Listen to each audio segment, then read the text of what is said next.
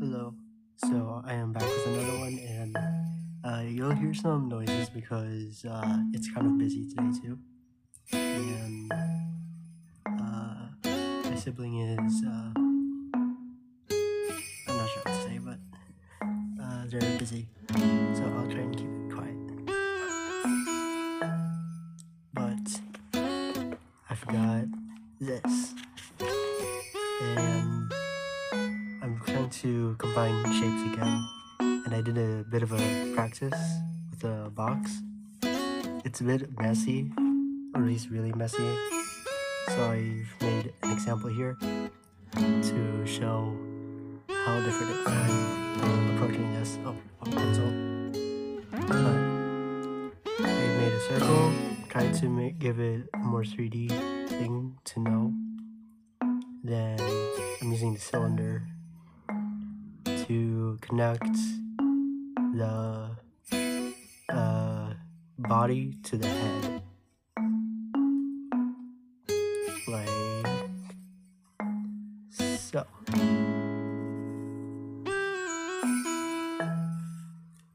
Really off, but that's basically it.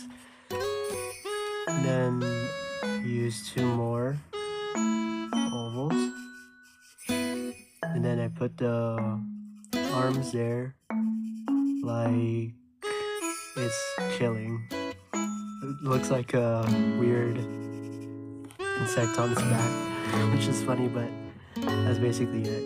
And I use the box to try and understand it more. How do I guess I'll do a practice S, but that's basically how I kind of did it. And I've tried writing script, and it's basically loose, and it's just an instruction of what I want to talk about. So the thing that I want to talk about, of course, is video games as art, which is what I've originally talked about yesterday. And I find it really interesting how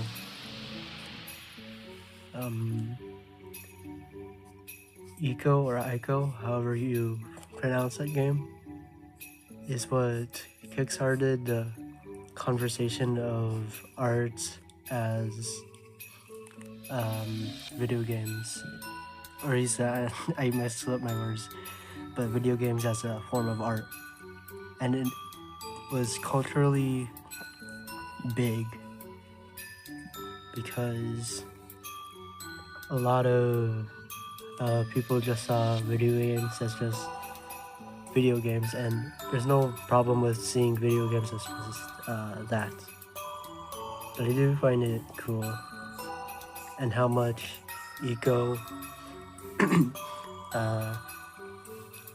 affected arts, culture, and just the world into seeing people tackle video games artistically, which is just so amazing. I'm repeating myself a lot, but I really do find it so nice, and I'm really happy that Team Ico did that. And speaking of which, did you know that the creator of the games behind that studio is making a new game under Epic Games as a publisher? Epic Games is basically the publisher, but they're not the ones making the game, I think. When it comes to the company, I don't know. So I'm really excited for it. And it's been shown to us as a teaser with probably some gameplay elements shown. I'm not sure. The gameplay from the teaser looks a bit like Shadow of the Colossus, and I wonder how different it will be, and what the themes and art will be for the game, because Team Ico is so amazing with tackling video games as art. And another example I want to talk about with video games as art is Okami. That game is coming back, being announced to have a sequel in the Game Awards recently, with Hideki Kamiya coming back to work with Capcom, which is also another surprise. And if you don't know, Okami is one of the biggest video games for the fact that it's flopped really badly commercially. It was like known to be the game to have critical acclaim, yet a massive commercial sales flop. And that kind of makes sense considering what time the game came out. I think it was released during the end of the PS2 era, I believe. And on top of that, it was also in a time where people wanted photorealistic graphics. So something as stylized as the water brush, Okami, is a bit overlooked, which is kind of sad. And people still don't really know too much about it aside from its existence. Another thing about Okami is that it's pretty much what made me really dislike photorealistic styles for video games. They have a place, and I understand why they are really liked, but a lot of the times I feel that they kind of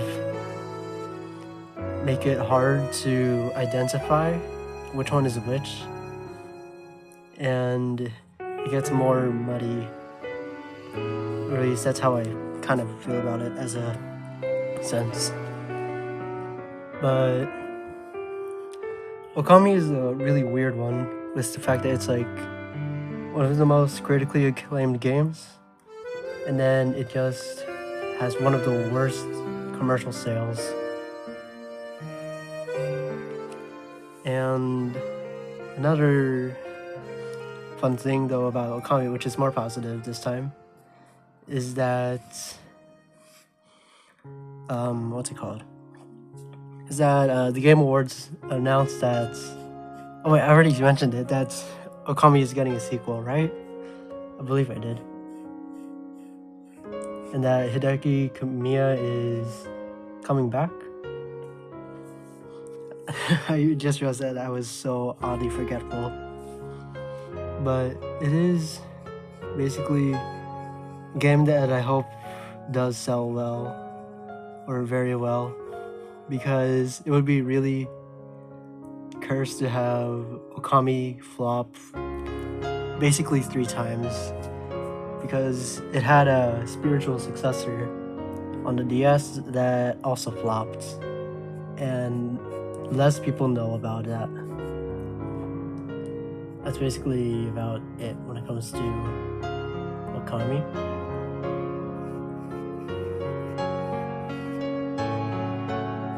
And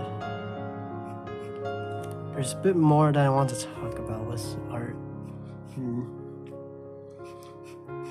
But basically, the Game Awards have really motivated me to continue with my work into improving for my games and craft, because looking into the history, as weird and rough as it is, with lots of major flaws.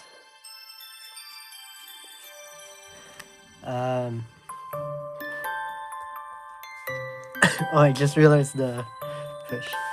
Oops. But with lots of major flaws, I really do like how earnest the Game Awards can feel, and how it basically gives so many different things a chance. Because we got Venba nominated in 2 categories, I think in 2022? No, 2023, I think. And then, of course, there's also the 2 fiascos that no, 3 fiascos I know about from the Game Awards, with the fact that what's it called? That The Last of Us won Game of the Year over Ghost of Tsushima, and then people being mad recently over Astro winning Game of the Year over basically everything else, but most importantly, Black Myth Wukong. And of course, there's the whole player's vote, or aka the player's voice, which is what it's called, where there were 2 dramas there. The first one I heard about was with I think 2022, I believe, with Sonic Frontiers versus Genshin Impact. And Genshin Impact won, and Sonic fans, if I remember, it was a bit toxic from them. They acted really negatively before they upset the Genshin Impact fan base, and after they lost to Genshin. And then recently oh, this is a really awkward angle. Oh well. And then recently,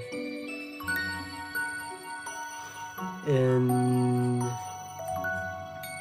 this year, there was the fact that Black Myth Wukong is the only AAA game in the player's vote this time, and that we got 3 gacha games and 1 DLC in the final nominations for player's voice this year, which is a bit odd, but it does make sense considering how player's voice is a popularity contest, and well, those 5 happen to be the most popular, which is, in my opinion, upsetting, but I don't really mind the fact that they're there. Well, I do mind the fact, but I don't know how to really say it. It's not too much to get that upset over. And that's basically it. I just drew the same fishbowl in different ways. Oh no. Oh well. But that's basically it when it comes to video games as art, and for what I got to say, I guess. I want to talk about more with indie games like Celeste. That is a very big that was a very big game when it comes to just culture in general and art. It was so beautiful. It's like one of the best 2D platformers ever, and it incorporates platforming into storytelling so well, and the journey behind Celeste is just amazing too,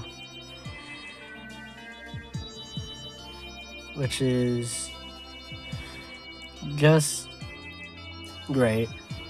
As you can see with this wish, I did not really look at a reference because there's two different body parts basically. You got this part and then you got that part, which is a bit sad, but that's basically it.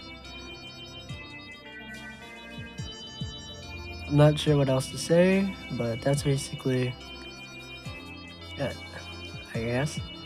I really want to talk more about it, but I just kind of am blanking despite knowing what I want to say out loud. And my head kind of just hurts when I don't know why.